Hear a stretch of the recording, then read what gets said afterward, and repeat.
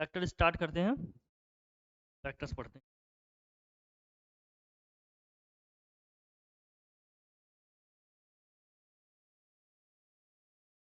Physics वाले vector से मिलता जुलता है लेकिन एग्जैक्ट वही नहीं है, ठीक है। उसमें बहुत सारी चीज़ें पढ़नी होती है, लेकिन यहाँ मैथ्स में थोड़ा सा एप्लीकेशंस अपने अलग तरीके से पढ़ने हैं।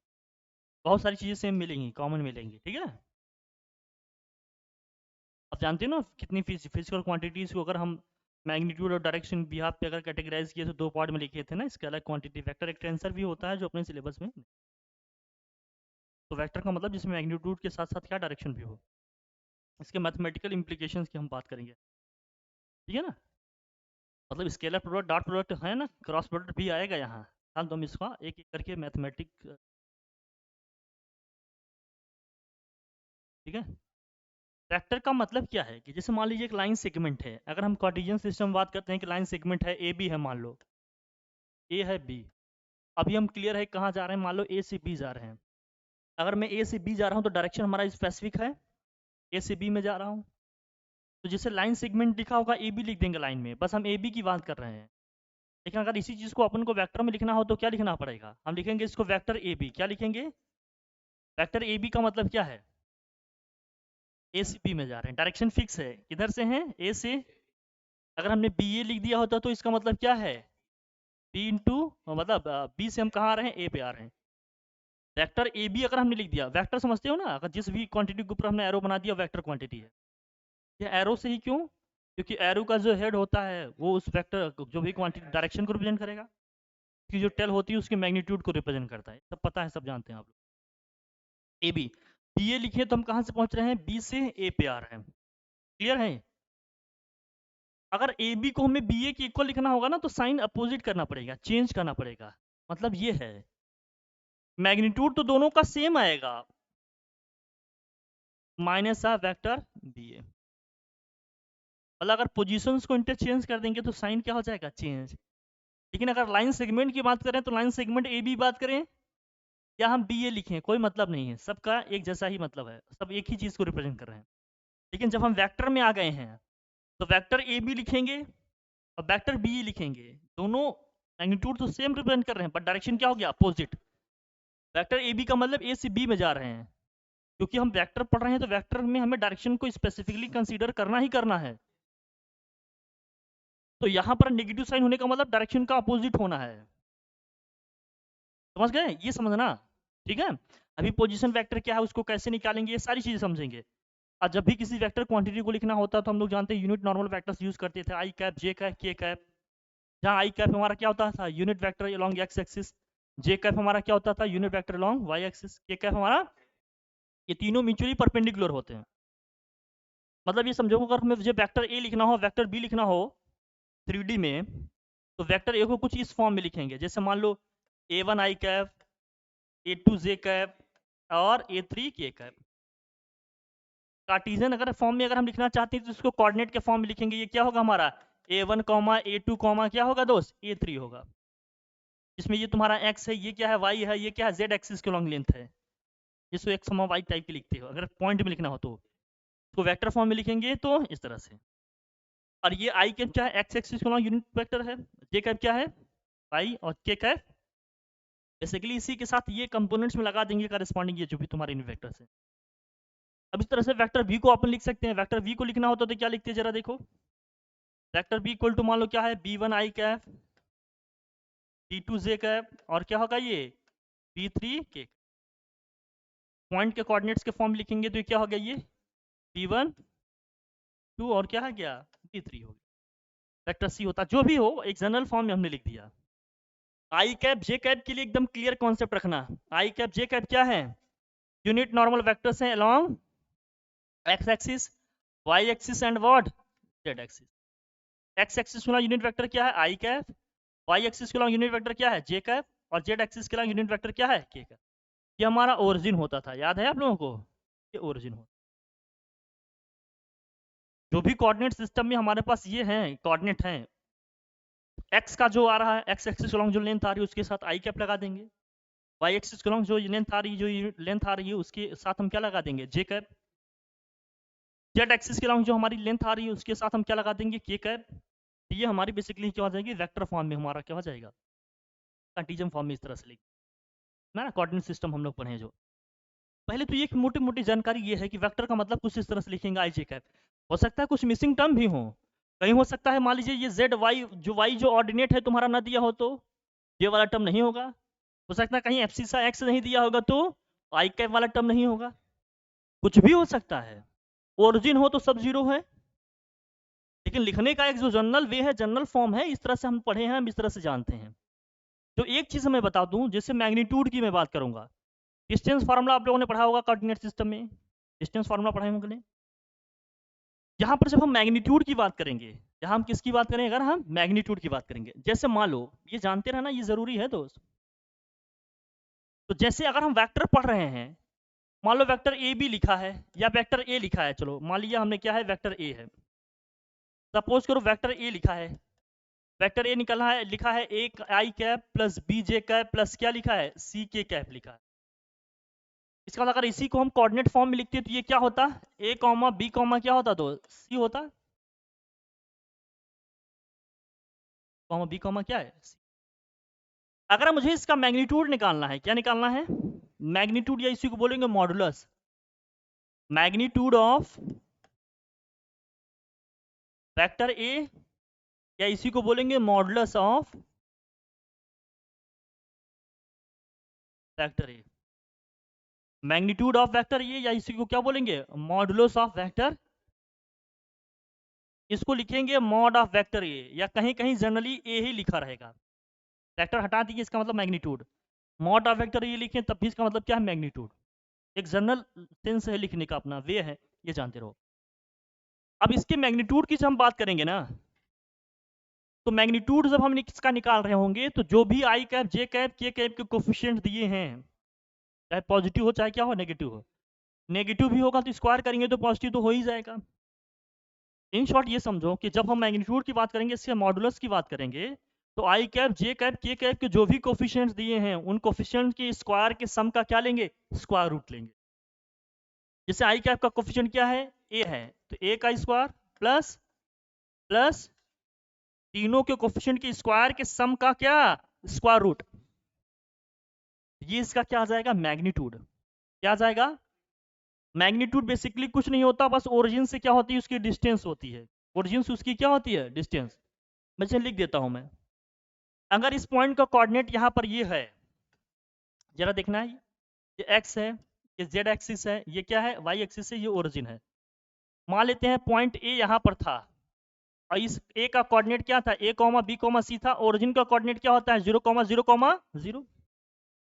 अगर मैं ओ ए निकालता, मतलब डिस्टेंस बिटवीन ओ एंड ए, या ओ ए निकालता, तो डिस्टेंस फार्मूला आप यूज करते हैं, डिस्टेंस फार्मूला मैं यूज करूं तो क्या होगा distance formula, x2 minus x1 का whole square, y2 minus y1 का whole square, z2 minus z1 का होल स्क्वायर, प्लस करेंगे स्क्वायर रूट लेंगे, तो a माइनस जीरो का होल स्क्वायर ए स्क्वायर ही होगा, b माइनस जीरो का स्क्वायर बी स्क्वायर ही होगा, और c माइनस जीरो का स्क्वायर सी स्क्वायर ही होगा। तो ये ओरिजिन से डिस्टेंस ही तो है। इसका मतलब जब भी किसी वेक्टर के हम मैग्नीट्यूड की बात करेंगे, मॉडुलस की बात करेंगे, तो इसका मतलब उसका क्या है, ओरिजिन से हम डिस्टेंस निकाल रहे हैं, कितने यूनिट डिस्टेंस से पे है वो ओरिजिन से। ये बात मोटी मोटी समझ में आ रही है। हम बार बार मॉडुलस की बात करेंगे, मैग्नीट्यूड की बात करेंगे, डायरेक्शंस की बात करेंगे, तो ये आपको आइडिया होना चाहिए। क्लियर है, इसमें कोई दिक्कत, समझ में आ रही बात है, ये सब जानते हैं आप लोग, सब पढ़े हम लोग, सब जानते हैं, लेकिन इन सब का हमें एप्लीकेशंस यहाँ पर देखने पड़ेंगे, तब यूज़ करेंगे। तो इन सब चीज़ों से वाकिफ रहना हमें ज़रूरी है, फेमिलियर रहें, आप जानते रहें क्या होता है क्या नहीं होता। ठीक, यहाँ तक बात समझ में आ रही है अपनी, सब क्लियर है, आगे बढ़े चलिए दोस्त। जितना काम का है बस उतने ही टाइप के वेक्टर्स जानेंगे, बहुत ही एकदम नहीं कि एकदम नाम अलग अलग से जान के एकदम हम तीर मार देंगे, यहाँ पर उतने ही जानने की कोशिश करेंगे जितने अपने काम के हैं। कुछ नया ऐसा मिल जाएगा तो उसको भी जान लेंगे, ऐसा क्या है, ठीक है, लेकिन अभी जितना अपने काम का है उतना देखते हैं कि क्या है क्या नहीं। ठीक, आगे बढ़े चलिए नेक्स्ट। तो वेक्टर्स हम लोग समझ गए, डायरेक्शन समझ गए। पोजीशन वेक्टर एक आता है कॉन्सेप्ट, एक कॉन्सेप्ट आता है पोजीशन वेक्टर का, पोजीशन वेक्टर भी हम जरा बता दें आपको।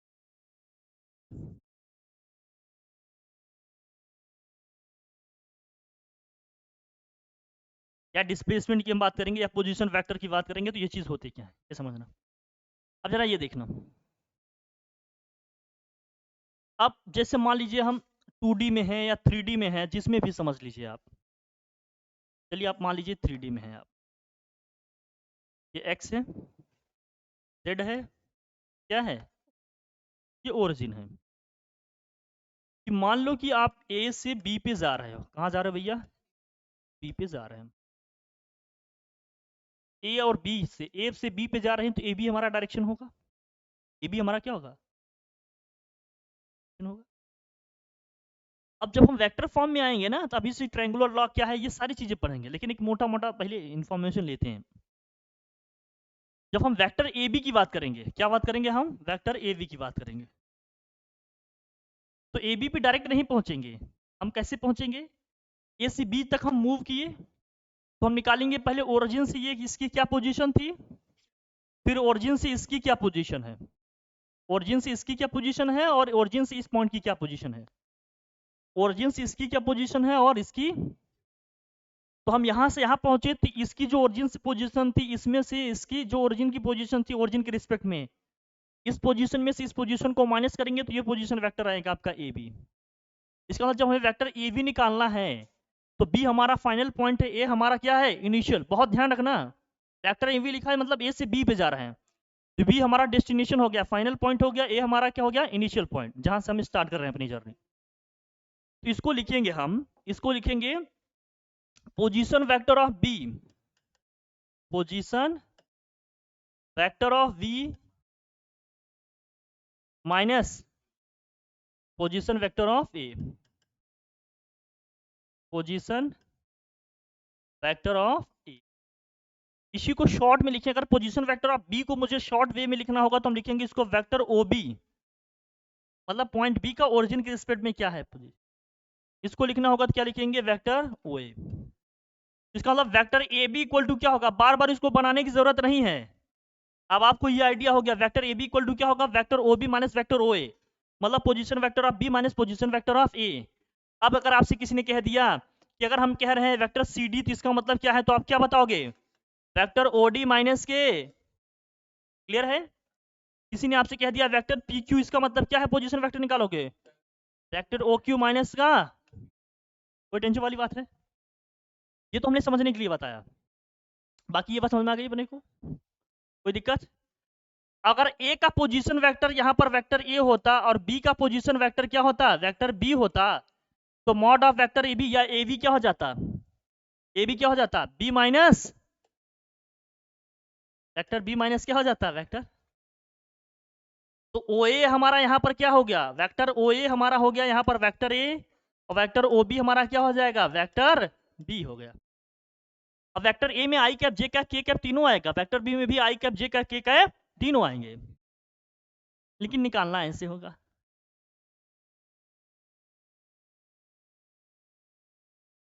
बात हमारी समझ में आया।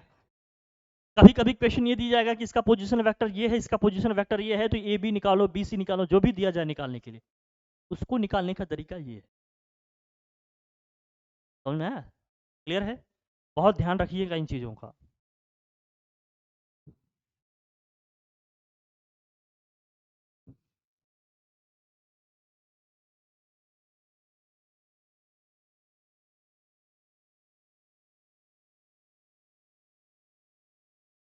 ये कैसे डिफरेंसेस लाएंगे हम आपको समझाते हैं, पहले आप जल्दी से छोटा सा एक इन्फॉर्मेशन अपने पास रखिए, जितनी चीज़ें बता रहे हैं माइंड में रखोगे तो कहीं कोई परेशानी आने वाली बात नहीं है, कहीं कोई दिक्कत नहीं होगी। लेकिन कुछ भी अगर आपने मिस कर दिया, तो वो चीज़ जो आप मिस करेंगे वो कहाँ कहाँ आपको परेशान कर सकता है, आप नहीं समझ पाएंगे। तो जो प्रॉब्लम होगी तब समझ में आएगा कुछ तो मिस कर रहा हूँ, कुछ तो हमसे, ठीक है। तो ये समझ में आ गई बात, नोट हो गया, चले आगे बढ़े, ठीक है दोस्त। अब इसको मैं समझाता हूँ कि इसका इंपॉर्टेंस कैसे है, ठीक है। अब ऐसे समझना, अलग अलग कैसे दिया है, जैसे मान लो एक ट्रायंगल है आपके पास, सपोज करिए कि आपके पास एक ट्रायंगल है, ये हमने मान लिया ट्रायंगल ए है, बी है और क्या है, सी। अब राइट एंगल ट्रायंगल है, इत्तेफाक से बन गया, कुछ भी हो सकता है। उन्होंने कह दिया कि ट्रायंगल के वर्टिसेस के क्या है पोजीशन वेक्टर्स, ट्राइंगल के जो वर्टिसेस हैं, जो वर्टेक्स बन रहे हैं 3 ये, इनके पोजीशन वेक्टर्स दिए हैं, ऐसे देगा। देखो मैं बताता हूँ, समझना ये बहुत खास है। तो पोजीशन वेक्टर पीवी लिख दे रहा हूं of vertices of a triangle, vertices of a triangle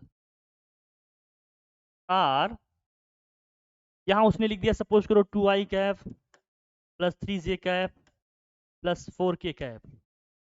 अरे पॉइंट में भी दे सकता था 2,3,4। दूसरे का लिखा है मान लो 2i कैप माइनस का 3j cap plus 5k cap, और थर्ड का लिखा है सिर्फ माइनस के 3g कैप प्लस का 4k कैप, मान लो इतना लिखा। ठीक है ना। कभी पूछेगा ये कि देखो ये क्या है, आइसोसेल ट्रायंगल है, राइट ट्रायंगल ट्रायंगल है, इक्विलेटरल ट्रायंगल है, check whether it is this this this, कुछ भी पूछ सकते हैं आपसे। लेकिन हम ये पूछेंगे अगर साइड्स की पूछेंगे, क्या पूछेंगे, साइड्स की। आपसे पूछा जाएगा वेक्टर ए बी निकालो, वेक्टर बी सी निकालो, वेक्टर बी ए निकालो, तो निकाल पाओगे। आपसे पूछा जाए कि find the length of sides of triangle, find the length of sides of what, triangle. मतलब आपसे ए बी की लेंथ पूछा जा रहा है, आपसे बी सी की लेंथ पूछी जा रही है, आपसे ए सी की लेंथ पूछी जा रही है, ये पूछा जा रहा है क्वेश्चन मान लो, तो आप कैसे करते। गलती यहाँ ये नहीं करना है कि ये साइड्स का दिया है,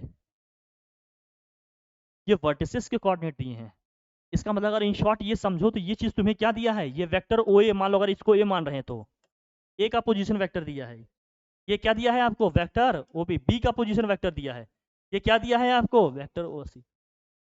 अब मुझे अगर ए बी निकालना है, वेक्टर ए बी निकालना है, तो हम इसको कैसे निकालेंगे, ओ बी माइनस ओ ए से निकालूंगा। यही गलती नहीं करनी है।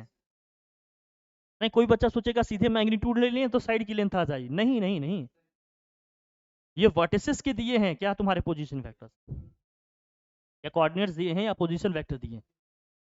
अब हमें साइड का निकालना है अगर पोजीशन वेक्टर, तो इन वर्टिसेस को यूज करके निकालेंगे। यहाँ से वेक्टर ए बी आएगा। अब जैसे सॉल्व करेंगे वेक्टर ए बी क्या आएगा, ओ बी में से क्या करना है, ओ ए को माइनस करना है। ओ बी में क्या है, आई कैप को आई कैप से माइनस करेंगे, जे कैप को जे कैप से, तो ये -3, फिर यहाँ आ जाएगा -3 माइनस का 6j आएगा, और ये 5k माइनस इसको करेंगे तो प्लस का क्या आ जाएगा के, अरे इसमें से इसको माइनस करेंगे। अब हमें ए बी चाहिए, तो मतलब मॉड ऑफ ए बी हो गया ना, लेंथ चाहिए ना हमें।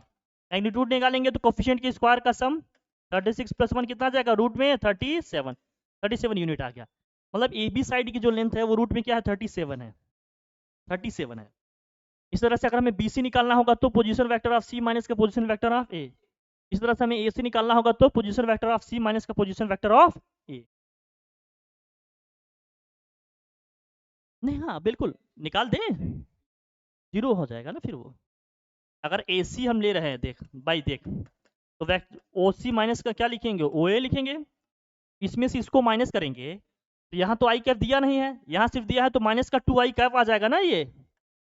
अरे दिस माइनस दिस करेंगे, इसमें से इसको माइनस करेंगे तो -2i कैप। अब जे को जे में से करेंगे -3 क्या हो जाएगा, -6। अब ये 4k में से 4k माइनस करेंगे तो जीरो ही आ जाएगा। अब मॉड ऑफ एसी निकालना है तो कोफिशिएंट के स्क्वायर का सम क्या हो जाएगा, एसी, या मॉड ऑफ एसी क्या हो जाएगा, तो हो जाएगा 2 का स्क्वायर 4 प्लस क्या हो जाएगा 36 का मतलब रूट में क्या हो गया 40, रूट में 40 का मतलब क्या हो जाएगा 2√10, यही यूनिट लेंथ हो जाएगी एसी की। जनरल जो एडिशन सब्ट्रैक्शन जानते हैं वो तो लगेगा ही लगेगा। अभी ट्रायंगल लॉ क्या है, पॉलीगन लॉ क्या है, पैरेललोग्राम लॉ क्या है, ये सब देख लेंगे। एक जनरल इंफॉर्मेशन दे रहा हूँ। कभी साइड्स का देगा पोजीशन वेक्टर, साइड्स का देगा सीधे मॉड ले लेंगे, लेकिन अगर वर्टिसेस का दिया है पोजीशन वेक्टर्स तो ये हमें करना पड़ेगा। ये ध्यान रखना है दोस्त, ये समझो पहले, ये सब चीज़ें इंपॉर्टेंट है, क्योंकि यहाँ छोटी सी मिस्टेक पूरा आंसर क्या कर देगा। और यहीं से आपने स्टार्ट कर दिया, कहाँ क्या आपने मिस्टेक किया वो आपकी पकड़ में नहीं आएंगी चीज़ें। यही ध्यान रखना है अपने को, पहले ये समझो। ठीक है, क्लियर है यहाँ तक। नोट कर रहे हो तो जल्दी से नोट डाउन कर लो, फिर आगे हम बात करें।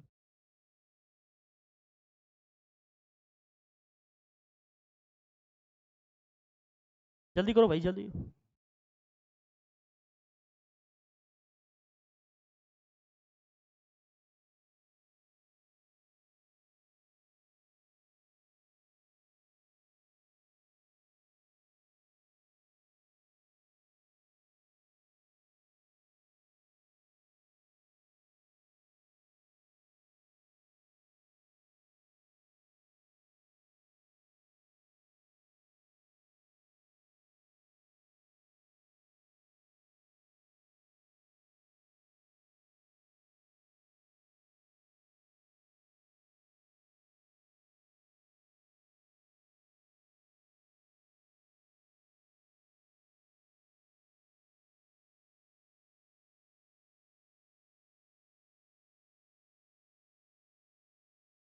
देखो भाई जल्दी करो।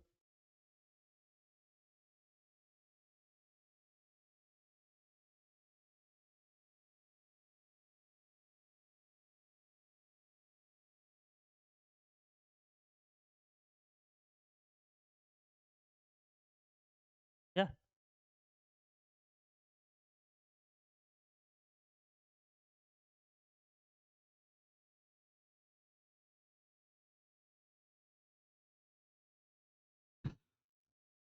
अब इसका कोई हार्ड एंड फास्ट रूल इस तरह से नहीं मिलेगा, यहाँ सब ऐसे थ्योरेटिकल चीज़ें चलेंगी, कॉन्सेप्चुअल चलेंगी। थोड़ा ध्यान में रखना हर चीज़ को, ठीक है? ये फार्मूला लगा दोगे सीधे आंसर मिल जाएगा, ना ना ना, कुछ स्टेप एडिशनल तुम्हें करने पड़ेंगे यहाँ, ठीक है? चले आगे बढ़े। हो गया दोस्त? अब हम समझते हैं कि टाइप्स ऑफ वेक्टर, वेक्टर कितने टाइप के होते हैं, है ना? फिर ट्रायंगल लॉ क्या है तुम्हारा, है ना? और पॉलीगन लॉ क्या है, सब देख लेंगे, सब समझ। अगर टाइप्स की हम बात करेंगे, टाइप्स ऑफ वेक्टर, कितने टाइप के वेक्टर होते हैं, तो ये देखो।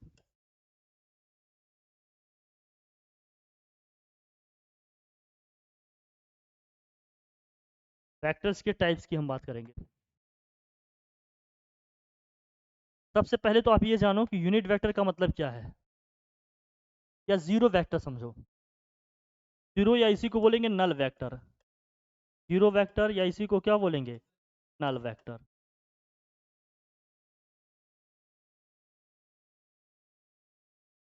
एक ऐसा वेक्टर है, जीरो या फिर क्या है, नल वेक्टर। एक ऐसा वेक्टर जिसका मैग्नीट्यूड क्या है, जीरो है। एक ऐसा वेक्टर जिसका मैग्नीट्यूड जीरो है, उसको हम क्या कहेंगे, जीरो या नल वेक्टर।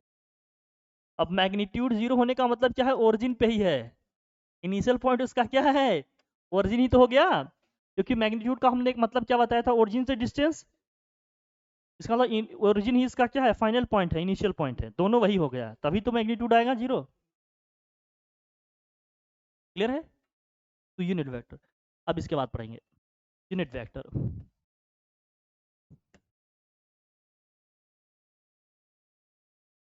ये सब पढ़े होगे फिजिक्स में।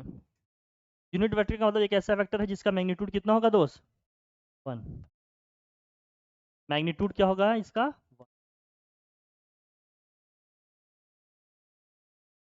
यूनिट वेक्टर को रिप्रेजेंट करने का एक खास तरीका होता है। जैसे वेक्टर ए कोई यूनिट वेक्टर है, तो ये क्या लिखेंगे, ए कैप लिखेंगे। क्या लिखेंगे, ए कैप। और ए कैप इक्वल टू क्या होता है, vector A upon mod of vector A, याद है?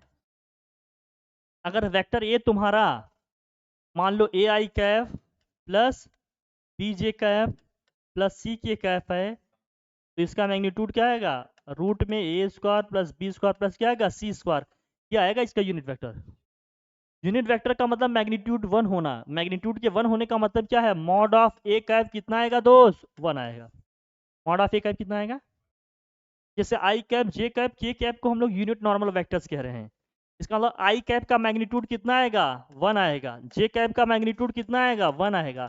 के कैप का मैग्नीट्यूड कितना आएगा, वन आएगा। इन सब का मैग्नीट्यूड कितना होगा, वन। ये केवल डायरेक्शन रिप्रेजेंट करेंगे। आई कैप का मतलब एक्स एक्सिस को लॉन्ग, जे कैप का मतलब, के कैप का मतलब, ये सब है। पता है ना? इनका रोल सिर्फ डायरेक्शन बताने का है। मैग्नीट्यूड इनका क्या होता है, हमेशा वन होगा। ये रिजल्ट को इफेक्ट करने वाले नहीं है, ये समझना। ठीक है, बात समझ में आ गई बात? अब ये बता दें यूनिट वेक्टर कैसे निकालते हैं, या जानते ही हो, फिजिक्स में पढ़े भी हैं हम लोग, सब जानते हैं, है ना? यूनिट वेक्टर निकालना, किसी वेक्टर को इसके मैग्नीट्यूड से डिवाइड कर दें तो वो उसका क्या हो जाएगा, यूनिट वेक्टर। हर वेक्टर का अलग अलग यूनिट वेक्टर निकलता है, ठीक है? चलिए तो आगे बढ़े। नल वेक्टर हो गया, ये सब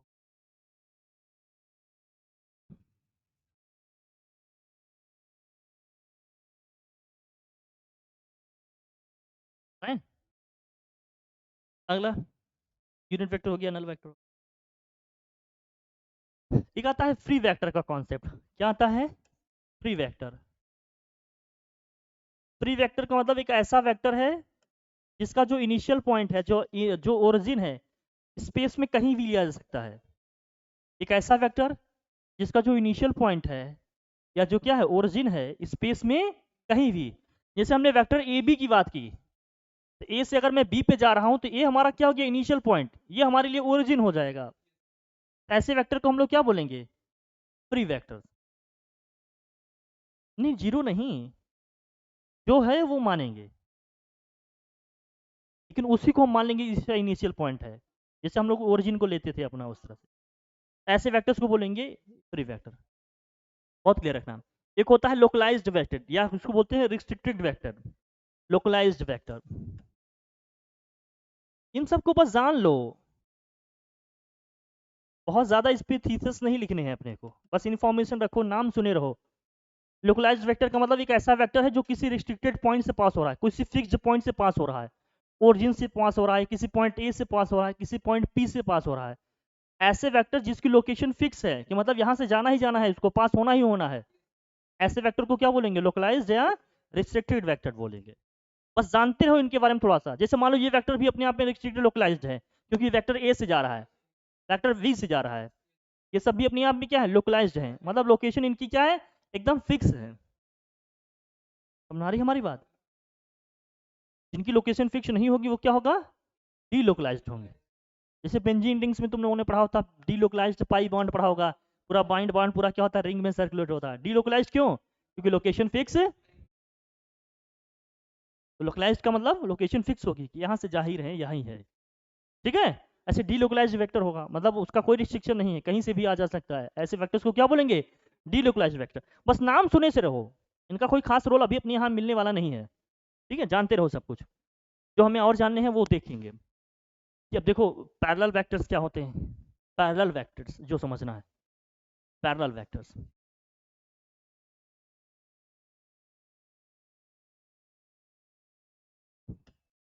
अब पैरेलल वेक्टर्स क्या होते हैं ये अपने को जानना है अच्छे से, हल्के फुल्के में नहीं जानना है, इसको अच्छे से जानना है, ये काम का है। पैरेलल वेक्टर्स का मतलब जैसे दो वेक्टर, दो लाइन को पैरेलल कैसे कहते हैं? स्पेसिंग उनकी बीच की सेम हो। दो वेक्टर्स को हम पैरेलल तब कह पाएंगे, जैसे मान लो ये वेक्टर ए है, ये क्या है? वेक्टर बी है। भाई कुछ ना कुछ तो मैग्नीट्यूड से, दो चीजें, इनका डायरेक्शन सेम होगा, मैग्नीट्यूड सेम हो भी सकता है और नहीं भी हो सकता है। एक तो ये सिचुएशन हो सकती है, एक ऐसे भी तो हो सकते हैं ये दोनों वेक्टर ऐसे कि डायरेक्शन भी सेम हो और मैग्नीट्यूड भी क्या हो? सेम हो।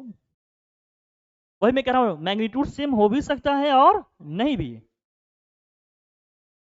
लेकिन मैग्नीट्यूड जो भी होगा एक दूसरे के इंटीग्रल मल्टीपल में होगा, मैं एक दूसरे के कुछ नंबर के मल्टीपल में होगा, लेकिन डायरेक्शन सेम होगा। दो चीजें कि डायरेक्शन इनका क्या होगा? सेम होगा। अगर वेक्टर ए को वेक्टर बी के हम पैरेलल कह रहे हैं, दो वेक्टर्स को हम पैरेलल वेक्टर्स तब कह पाएंगे जब दोनों का डायरेक्शन क्या होगा? सेम होगा, मैग्नीट्यूड सेम हो भी सकता है और नहीं भी। Two or more than two या two vectors are said to be parallel if their directions are same and magnitude may be equal or may not be। अब इसमें कंडीशन, अगर vector A is parallel to vector B हमने लिख दिया तो इसमें क्या क्या कंडीशन मिलने वाली हैं ये समझना। पहली चीज क्या मिलेगी हमें? पहला क्या कि डायरेक्शन सेम होगा, डायरेक्शन क्या होगा दोनों का? सेम, डायरेक्शन सेम होगा। दूसरी चीज अपने को क्या मिलने वाली है इसमें कि या तो vector B equal to something N times of vector A होगा, या क्या होगा? Vector A equal to N times of something vector क्या होगा? वी होगा। ऐसे अब ये सच समझ में अपने को नहीं आएगा। या तो ये हो सकता है कि दोनों एक दूसरे के इक्वल ही हो जाए, वेक्टर ए इक्वल टू क्या हो गया? वेक्टर बी ही हो गया। प्रॉब्लम होगा कैसे? देखो समझो, इसका एग्जांपल बताते हैं। जैसे मान लो कि वेक्टर v इक्वल टू दिया है हमारा 2i कैप माइनस का 2j कैप प्लस का 2k कैप, और वेक्टर a इक्वल टू दिया है सिर्फ i cap minus j cap plus k cap. अब जरा ध्यान से देखना, क्या vector b two times of vector a के इक्वल है कि नहीं? Vector b two times of vector a के इक्वल है। इसका मतलब क्या है कि वेक्टर a और वेक्टर b एक दूसरे के पैरेलल हैं। वेक्टर वेक्टर v का जो मैग्नीट्यूड है वेक्टर a का क्या है? जस्ट डबल है। डायरेक्शन तो सेम है बट मैग्नीट्यूड इसका क्या? Just double. अगर इस तरह के कुछ रिलेशन मिल रहे हैं दो वेक्टर के बीच में, समझ जाना दोनों वेक्टर्स क्या है? पैरेलल हैं। अब जो जिसके भाई नंबर की इंटीग्रल मल्टीपल पे इक्वल है, ऑब्वियस सी बात है उसका मैग्नीट्यूड ज्यादा होगा। अगर वेक्टर ए का कुछ इंटीग्रल मल्टीपल या किसी नंबर का मल्टीपल वेक्टर बी के इक्वल है तो ऑब्वियस सी बात है बी का मैग्नीट्यूड उससे उतने टाइम्स क्या है? ज्यादा है। ए का आ रहा होता तो ए का ज्यादा होता। इस तरह का रिलेशन बन गया। ए का भी बन सकता है, मतलब मान लीजिए अगर ये वेक्टर ए होता है वेक्टर बी, तो vector equal to two times vector B होता, बी का मैग्नीट्यूड बड़ा होता, ए का मैग्नीट्यूड छोटा, सॉरी ए का मैग्नीट्यूड बड़ा होता, एक बी का मैग्नीट्यूड छोटा होता है। समझ में आई बात हमारी? तो ये इस टाइप का होगा। एक ये हो सकता है कि दोनों इक्वल ही आ जाए, मतलब दोनों सेम सेम, या तो यही होते या तो यही होते दोनों। ऐसे वेक्टर को बोलते हैं पैरेलल या कोइंसिडेंट। कोइंसिडेंट का मतलब एक के ऊपर एक है, जैसे लाइन होती है ना कोइंसिडेंट, सुपर इम्पोज कर रही है एक के ऊपर एक। जैसे दोनों अपने हाथ को हथेलियों को हम रख दें तो ये हर एक के ऊपर एक उंगली क्या होती है, एक एक के ऊपर एक आ जाती है, उसको बोलते हैं सुपर इम्पोज, या बोलेंगे क्या, कोइंसिडेंट। एक के ऊपर एक ही आ जा रही है, सुपर इम्पोज। तो वो वाली सिचुएशन है। इक्वल होंगे तब डायरेक्शन सेम, मैग्नीट्यूड, तब इस केस में मैग्नीट्यूड भी सेम हो गया आप, लेकिन डायरेक्शन सेम होगा, मैग्नीट्यूड इस तरह के कुछ ऑर्डर में हो सकते हैं। ऐसे वेक्टर को हम लोग क्या बोलेंगे, पैरेलल वेक्टर्स। बात क्लियर है? पैरेलल इसी से मिलता जुलता आता है अपोजिट वेक्टर्स। क्या आते हैं, अपोजिट वेक्टर्स। आगे बढ़े, अपोजिट वेक्टर्स। एक बार अगर समझ गए ना दोस्त, फिर कहीं कोई प्रॉब्लम आने वाली नहीं है।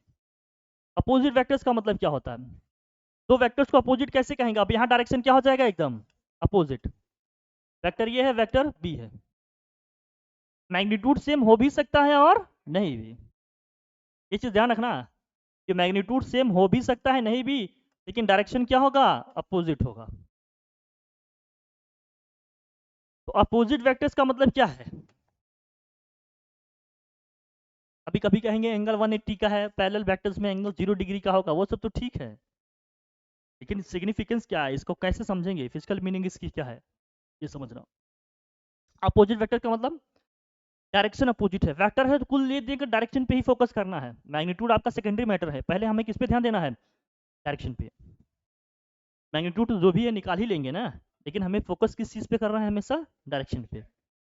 अब वेक्टर ये है, वेक्टर वी, दोनों अपोजिट वेक्टर मतलब डायरेक्शन अपोजिट हो गया। पहली चीज तो क्या होगा इसमें कि डायरेक्शन अपोजिट होगा, डायरेक्शन क्या होगा, अपोजिट होगा। और दूसरी चीज क्या होगी इसमें कि अब यहाँ वेक्टर इक्वल टू ना minus of N multiplied vector A हो जाएगा, या वेक्टर ए इक्वल टू क्या होगा, minus of N multiplied by, मतलब होंगे तो अभी भी इंटीग्रल मल्टीपल में ही, कुछ मल्टीपल में होंगे एक नंबर के दूसरे के, लेकिन नेगेटिव। या तीसरी सिचुएशन ये हो सकती है कि vector equal to minus of vector B हो, मतलब डायरेक्शन अपोजिट हो, मैग्नीट्यूड सेम हो सकता है। अब इसका कुछ एग्जांपल ऐसे ले लेते हैं, जैसे मान लो अब दिया है वेक्टर ए इक्वल टू मान लो दिया है आई कैप माइनस का 2j कैप प्लस का क्या दिया है 3k cap, but vector B equal to मान लो ये दिया है तुम्हारा माइनस का 2i कैप प्लस का 4j कैप प्लस का माइनस का 6 से। अब यहाँ क्या करना है अपने को, -2 कॉमन कर लेना है, तो क्या बन जाएगा i माइनस का 2j प्लस 3k। अब ये वेक्टर आ गया कि नहीं, देखो अब क्या है, डायरेक्शन अपोजिट है, नेगेटिव मल्टीपल में आ रहा है, डायरेक्शन अपोजिट है, डायरेक्शन तो अपोजिट है, बट व्हाट, बी का मैग्नीट्यूड ए के मैग्नीट्यूड का जस्ट क्या है, डबल है। डायरेक्शन अपोजिट है बट बी का मैग्नीट्यूड ए के मैग्नीट्यूड का जस्ट क्या है, डबल है। इसका सेंस ये है, बट समझ में आ गई हमारी बात, ये है इसका मतलब। कुछ ऐसे एक्सप्रेशन से हमें आइडिया लगा लेने हैं, क्लियर है? हाँ, लाइक अनलाइक वाले भी बता देते हैं, तुम हटा दे। लाइक का मतलब डायरेक्शन सेम है, उसमें केवल एक ही चीज का रोल आएगा, डायरेक्शन का। डायरेक्शन सेम है तो उनको क्या बोलेंगे, लाइक वेक्टर्स। दो या दो से ज्यादा वेक्टर्स जिनके डायरेक्शन सेम है तो उनको बोलेंगे लाइक वेक्टर्स। डायरेक्शन अगर अपोजिट है या सेम नहीं है तो क्या बोलेंगे, डिफरेंट है तो अनलाइक वेक्टर। उसमें केवल डायरेक्शन का रोल है। दो वेक्टर्स डायरेक्शन सेम है तो लाइक वेक्टर्स, डायरेक्शन सेम नहीं, डिफरेंट है, अपोजिट है, जो भी है तो क्या है भाई, सेम नहीं है तो कुछ भी हो सकता है ना, अपोजिट हो सकता है किसी भी डायरेक्शन में, उनको क्या बोलेंगे, अनलाइक वेक्टर। समझ रहे हो? ठीक है, तो ये है अपोजिट और पैरेलल वेक्टर्स, ये समझना अपने काम का, ये फ्रिक्वेंटली यूज होंगे हमारे क्वेश्चंस में। ठीक है, हो जाएगा ये क्लियर, ये अपोजिट वेक्टर्स हैं। अब अपोजिट वेक्टर्स के बाद देखो एक होता है कोप्लेनर वेक्टर। कोप्लेनर वेक्टर्स का मतलब क्या है, ये जानते रहो। अभी इक्वल वेक्टर्स का भी कॉन्सेप्ट मैं डिस्कस कर ले रहा हूँ तुमसे, या समझो पहले इक्वल वेक्टर्स का मतलब क्या होगा। इक्वल वेक्टर का मतलब क्या, ये खास है अपने लिए। दो वेक्टर को हम इक्वल तब कह पाएंगे डायरेक्शन भी सेम होगा और मैग्नीट्यूड भी क्या होगा, वही पैरेलल वेक्टर का एक केस बन रहा है। मतलब ये समझ रहे हो ना, डायरेक्शन भी, क्योंकि वेक्टर क्वांटिटी में दो चीजें आती है ना, डायरेक्शन और मैग्नीट्यूड, तो दो वेक्टर को हम इक्वल वेक्टर तब कह पाएंगे जब दोनों का डायरेक्शन और मैग्नीट्यूड दोनों क्या हो। तो vector A equal to vector B होगा, कौन से कंडीशंस में, पहली कंडीशन क्या है इसका कि डायरेक्शन सेम होगा, इनका डायरेक्शन क्या होगा, सेम होगा। सेकंड कंडीशन क्या है कि इनका मैग्नीट्यूड सेम होगा। Mod of vector equal to mod of vector भी, तो इन्हीं दोनों वेक्टर्स को क्या कह देंगे हम, इक्वल वेक्टर। अगर थोड़ा सा और डीप में जाए इसको समझें तो दो वेक्टर्स को हम इक्वल वेक्टर क्या कह पाएंगे।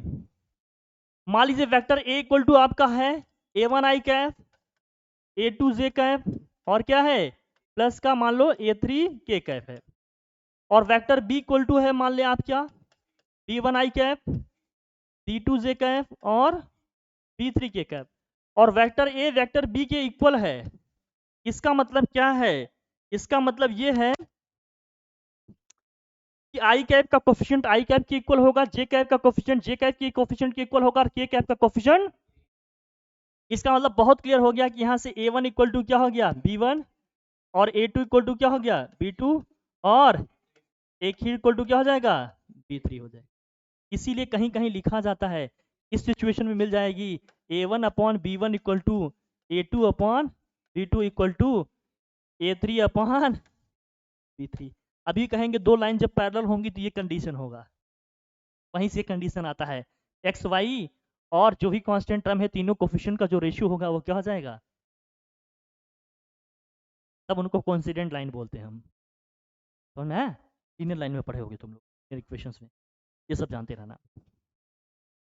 ठीक, क्लियर है बात, ये समझना है इक्वल वेक्टर का मतलब क्या है, इसमें कोई टेंशन वाली बात। परपेंडिकुलर वेक्टर्स का मतलब दोनों के बीच का एंगल 90 डिग्री हो जाएगा, ये सब समझ में आ रहा है आपको, कोई दिक्कत वाली बात। बढ़े आगे बढ़े, ठीक है। अब देखो ट्रायंगल लॉ है, एक पॉलीगन लॉ है। ट्रायंगल लॉ अगर आप जानते हो तो पॉलीगन लॉ को ही पार्ट में करके हम यूज कर लेंगे, वही हमारा क्या हो जाएगा, जो पॉलीगन लॉ है उसको ट्रायंगल लॉ की पार्ट, मतलब पॉलीगन लॉ जो है उसको शॉर्ट में करके ट्रायंगल बना लेंगे छोटे छोटे, तो पॉलीगन लॉ आपका हो जाएगा। समझते हैं पहले ट्रायंगल लॉ क्या कहता है हमारा। ट्रायंगुलर लॉ तुम लोग पढ़े होगे, पैरेललोग्राम लॉ पढ़े, पैरेललोग्राम लॉ की यहाँ जरूरत नहीं है, ट्रायंगल लॉ पॉलीगन लॉ की ही जरूरत है। तो ट्रायंगल लॉ क्या है ये जान लो, वो मोर देन सफिशिएंट होगा, उससे हम लोग सब कर लेंगे। जहाँ जरूरत पड़ेगा पॉलीगन लॉ भी देख लेंगे, सब हो जाएगा। और डायरेक्शन को नोटिस करना, ट्रायंगल लॉ क्या कहता है ये समझ, ठीक है। ट्रायंगल लॉ या सम ऑफ टू वेक्टर्स या ट्रायंगल लॉ, पहले ट्रायंगल लॉ समझ लेते हैं। ट्रायंगल लॉ हमारा क्या कहता है, बहुत सारे वेक्टर के और भी टाइप्स हैं, ठीक है, लेकिन जितने अपने काम के हैं हमने ले लिया, इससे ज़्यादा का हमें उसमें, ठीक है, जहाँ जरूरत पड़ेगी कोई टर्म बात होगा तो हम लोग उसको डिक्टेट कर लेंगे, समझ लेंगे। ट्रायंगल लॉ क्या है देखिए, ट्रायंगल लॉ का मतलब समझिए भाई, ट्रायंगल में तीन साइड हैं। इसी ट्रायंगल में कितने साइड्स होते हैं, तीन साइड है, ए है, बी है, और क्या है, सी।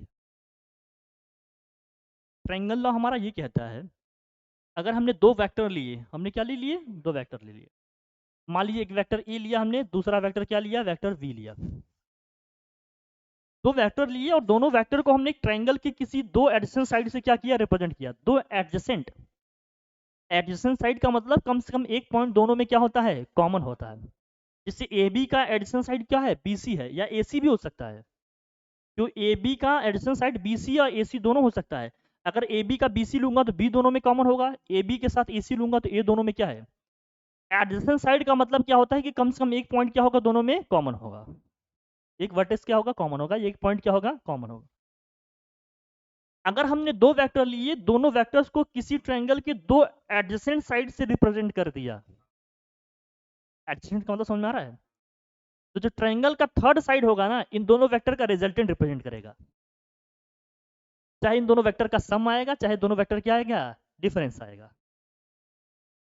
मतलब ये समझो, ध्यान से रखना दोस्त, अगर मैं ए से गया बी पे, ए से कहा गया बी पे, इससे हमने रिप्रेजेंट किया वेक्टर ए को, और मैं बी से गया सी पे, ये दूसरा पॉइंट है हमारा, इससे हमने रिप्रेजेंट किया वेक्टर बी को।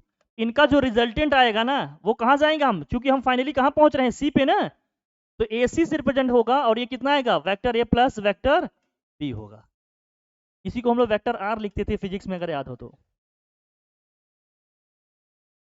इसका मतलब किसी भी दो वेक्टर को अगर हम क्या कर रहे हैं, किसी भी ट्रायंगल के दो एडजेसेंट साइड से रिप्रेजेंट कर रहे हैं, तो जो थर्ड साइड होगी वो उन दोनों वेक्टर्स के रिप्रेजेंट को, रिजल्टेंट को क्या करेगा, रिप्रेजेंट करेगा। अगर दोनों वेक्टर का डायरेक्शन सेम है दोनों का पॉजिटिव साइन आने का मतलब क्या है, दोनों का डायरेक्शन सेम है या किसी एक ही प्लेन में है ऐसे समझो, या पॉजिटिव डायरेक्शन में ही है किसी प्लेन में, ए भी पॉजिटिव है बी भी पॉजिटिव है। इसको पहले दो को ना एक्स और वाई एक्सिस के ऐसे सपोज करना, जैसे पहला हो गया तो एक्स एक्सिस के पॉजिटिव डायरेक्शन में है, दूसरे वेक्टर को हम वाई एक्सिस मानते हैं, तो वाई एक्सिस अगर नेगेटिव होगा तो डाउनवर्ड डायरेक्शन में जाएगा, एक्स एक्सिस अगर पॉजिटिव होगा तो राइट, नेगेटिव होगा तो लेफ्ट। वाई एक्सिस का पॉजिटिव है, वाई वैल्यू कोई भी है तो हमेशा कहाँ जाएगा ऊपर, उस तरह से सपोज करना। अब दोनों पॉजिटिव हैं तो पहला तो एक्स का मानेंगे हम, एक्स के पॉजिटिव डायरेक्शन में, दूसरा हम क्या मानते हैं वाई, तो वाई के भी पॉजिटिव डायरेक्शन में। अब ये इसी एंगल पे जाए जरूरी नहीं है, बट ऐसे है, एंगल दिया होगा तो स्पेसिफिकली ड्रॉ कर लेंगे, बट नहीं है तो डायरेक्शन सेम दिखाना है, हम कैसे भी दिखाएंगे। इस लाइन को हम और सीधी कर सकते थे एरो, किसी भी में कर सकते थे, लेकिन ये समझना, लेकिन अभी समझना, अब इनिशियल पॉइंट हमारा क्या था, ए था, फाइनल पॉइंट हमारा क्या है, सी है। तो जब रिजल्टेंट बात करेंगे ना तो इनिशियल को किससे ज्वाइन करेंगे, फाइनल से, डेस्टिनेशन से ज्वाइन करेंगे, क्योंकि हम ए से गए बी पे, बी से गए कहाँ सी पे, तो जो रिजल्टेंट होगा इसका मतलब हम कहाँ से आएंगे, ए से सी पे। नोटिस करना इस बात को, ये ध्यान रखना। अब मैं इसको समझाता तुम्हें आसान तरीके से। अगर मैंने ये डायरेक्शन ये बना दिया, कभी कभी ना लोग ऐसे भी समझते हैं कि जो दो जिन दो का डायरेक्शन सेम है उनको साथ ले लेना, जिसका अपोजिट होगा वो उसका क्या हो जाएगा resultant.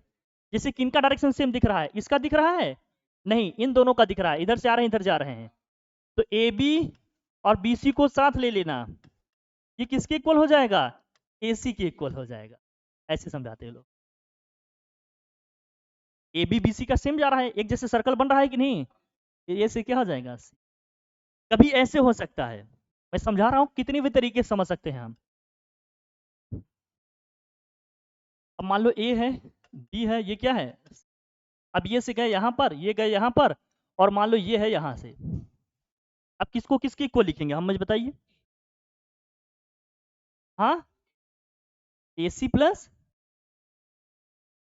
B C plus, A C नहीं लिखेंगे सी ए लिखेंगे, एरो ये है ना, एक साइक्लिक ऑर्डर बनता है बेटा, सी ए इक्वल टू में क्या लिखोगे, बी ए लिखेंगे। समझ में आई बात, वो ऑर्डर का ध्यान रखना है। मान लो इस तरह का होता तो ट्रायंगल, हमने कहा ना यही सब समझना है, यहाँ हार्ड एंड फास्ट कोई रूल इस तरह का नहीं होगा। मान लो ए है बी है और क्या है ये सी है, अब हमने ये लिख दिया है, अब बताओ किसको लिखे हम, जरा बताओ। इनका दो का डायरेक्शन सेम मिल रहा है, मतलब एक जहां पर एंड हो रहा है दूसरा वहीं से स्टार्ट हो रहा है। तरीका क्या है, एक जहां पर एंड हो रहा है दूसरा वहीं से क्या हो रहा है, स्टार्ट हो रहा है, या क्या समझे, पहले का जहां पर हेड होगा दूसरे का वहीं से क्या होगा, टेल स्टार्ट होगा। जब हम रिजल्टेंट की बात करेंगे तो पहले के टेल से दूसरे के हेड को ज्वाइन करेंगे, यही तो है ना तरीका। पहले वाले में देखो ना जो हमने बताया, स्टार्टिंग में देखो एकदम बिगिनिंग में, कहाँ गया, यहाँ पहले का जहां पर हेड एंड हो रहा है दूसरे का टेल वहां से स्टार्ट हो रहा है। रिजल्टेंट की बात करेंगे तो पहले के टेल से दूसरे के हेड को ज्वाइन कर, ये रिजल्टेंट है, ये हमेशा ध्यान में रखना है, बस दैट्स इट। लेकिन ये ऑर्डर मेंटेन रहना चाहिए। एडजेसेंट का मतलब एक जहां पर एंड हो रहा है दूसरा वहीं से क्या हो रहा है, स्टार्ट हो रहा है। क्लियर है, ये बात समझना है। अब जरा यहां बताओ, अब इसको इस तरह से कौन सा पैटर्न तुम्हें मिल रहा है, AC और इक्वल टू AB होगा। ये ध्यान रखना, जब भी एडजेसेंट की बात करेंगे तो एक पॉइंट में बार बार कह रहा हूं कॉमन, देखो एक पॉइंट हमेशा क्या रहा है, बीच वाला हमेशा क्या रहा है, और इस चीज को आप पोजीशन वेक्टर से प्रूव भी कर पाओगे। कैसे प्रूव करोगे ये मैं समझाता हूँ, बड़ी मजेदार चीज है दोस्त, ये समझना। अगर मैं इसको पोजीशन वेक्टर से सॉल्व करना चाहता, देखो ये कैसे होता, देखो AC को मैं क्या लिखता, OC माइनस का OA लिखूंगा बेटा,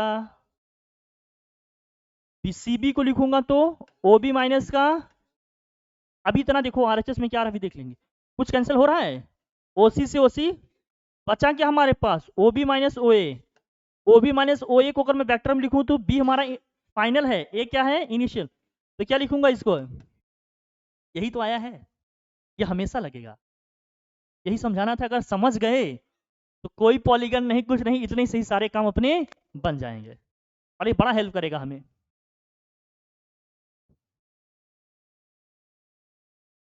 क्लियर है ये बात? समझ में आया ना? हमेशा चलेगा। जैसे इसमें देखो, यहाँ क्या होगा, ओ सी ओ बी, यहाँ क्या होगा, ओ ए माइनस का ओ सी, कुछ कैंसिल होगा? यहाँ देखो क्या है, ओ ए माइनस का ओ बी, ए हमारा फाइनल है, बी क्या है, हमेशा आएगा वो। अगर तुम इतना लंबा नहीं लिखना चाहते तो कभी कभी इस तरह रहेगा, जिस तरह डायरेक्ट यूज भी कर सकते हो। कोई पॉइंट कॉमन दिख रहा है तो कॉमन पॉइंट को हटाकर बस यही इसका इनिशियल उसका फाइनल लिख देना, वही हमारा रिजल्टेंट आएगा। कभी कभी डायरेक्ट भी तो यूज कर सकते हैं हम लोग ऐसे। इन दोनों में कॉमन पॉइंट सी है, इसका इनिशियल ए है, इसका फाइनल बी है, तो बचा क्या, ए बी आ गया रिजल्ट। समझ में आया? डायरेक्ट अगर इतनी स्टेप नहीं लिखेंगे तो कहीं जरूरत पड़ेगी तो हम इसको क्या करेंगे, यूज कर लेंगे।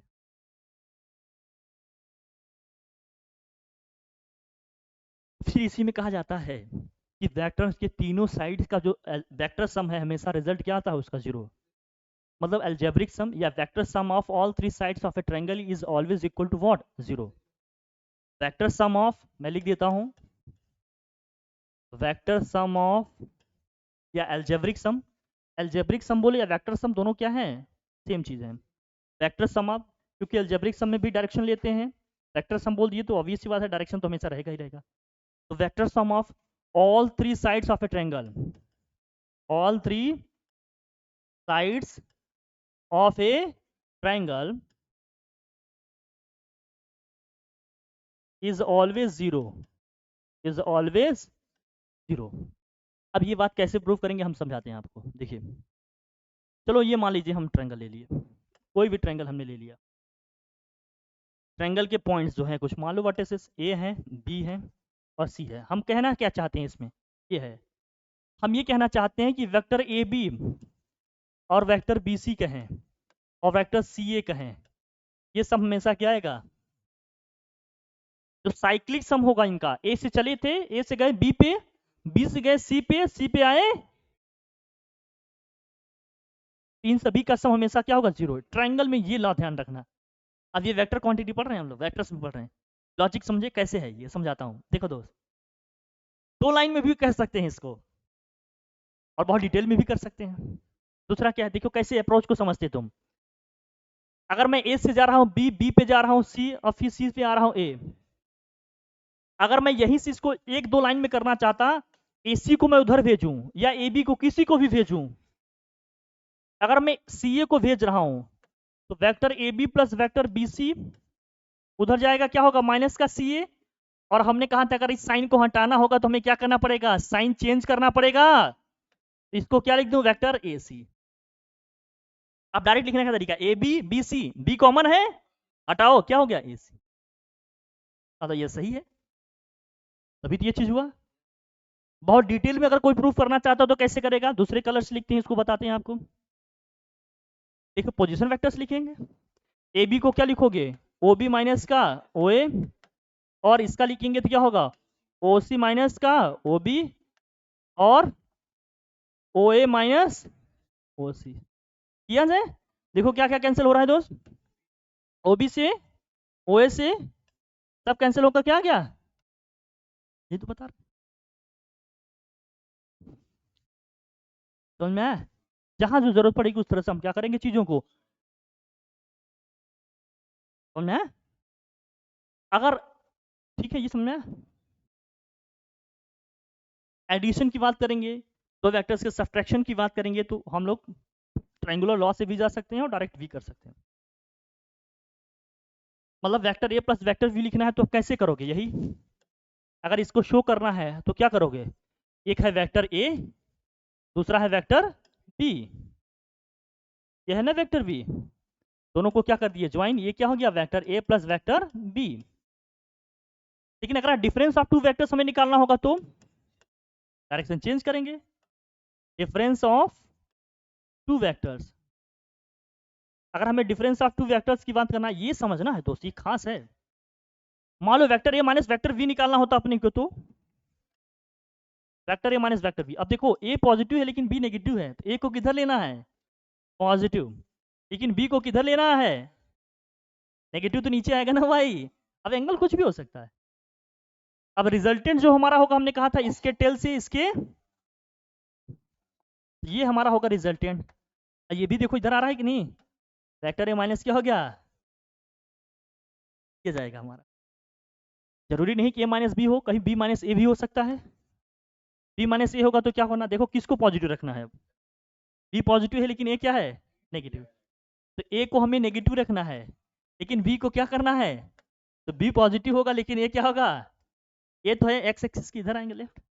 अब रिजल्टेंट की बात करेंगे तो इसके टेल से ज्वाइन किया हमने, ये क्या आ गया, वेक्टर बी माइनस का, आ गया बात समझ में। ये डिफरेंस ऑफ टू वेक्टर्स है। लेकिन आई cap J cap K cap दिया है तो डिफरेंस लेंगे, सम करेंगे तो क्या करेंगे, आई कैप को आई कैप के साथ माइनस करना है, जे कैप को जे कैप के और के कैप को। बाकी इस तरह से हम समझ रहे हैं इस चीज को, कहीं कोई परेशानी हो तो बताओ। सारी चीज समझ में आ गई अपने को, बस इतने ही कॉन्सेप्ट यूज करना है, सारे क्वेश्चन अपने आप क्या हो जाएंगे अभी के लिए फिलहाल जो पहली एक्सरसाइज है। बाकी डिवीजन फार्मूला, सेक्शन फार्मूला और सारे जो कॉन्सेप्ट हैं सब बताएंगे एक एक करके, फिर आ जाएगा। इसमें तो कहीं कोई प्रॉब्लम नहीं है ना, सारे कॉन्सेप्ट क्लियर हैं अपने, ओके ठीक है फिर।